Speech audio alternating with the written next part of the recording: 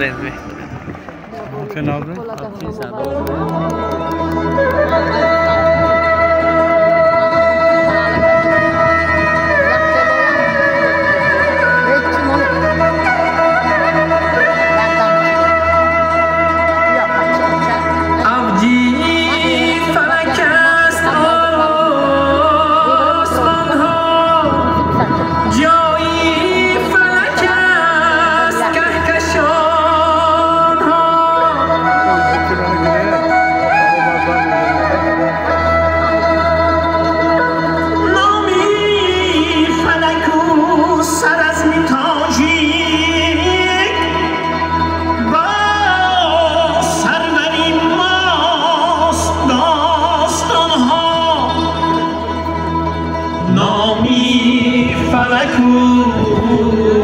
سر از می تاجید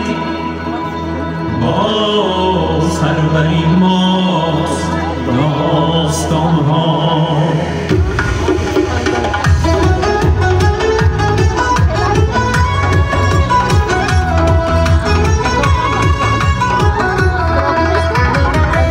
ایو گل دفتر و گل در برو گل بوی و گل نازم ایا زیبا وطن ای تاجیکستان من شیرازم کشادی سوی فتحی قله هایت بال پروازم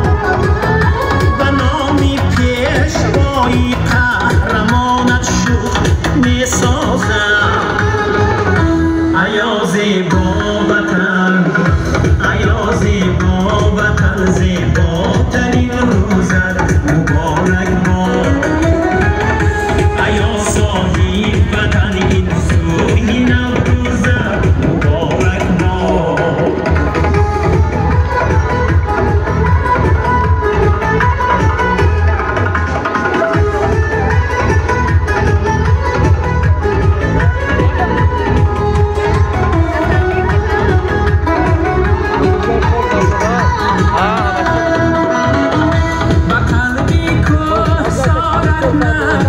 کبکی خیرامان است برای داورت افسانه ای رودی روشان است و دور عالمین دم پیک نوروزی خراسان است گیلو گهواره ای نوروز آخر تاجیکستان است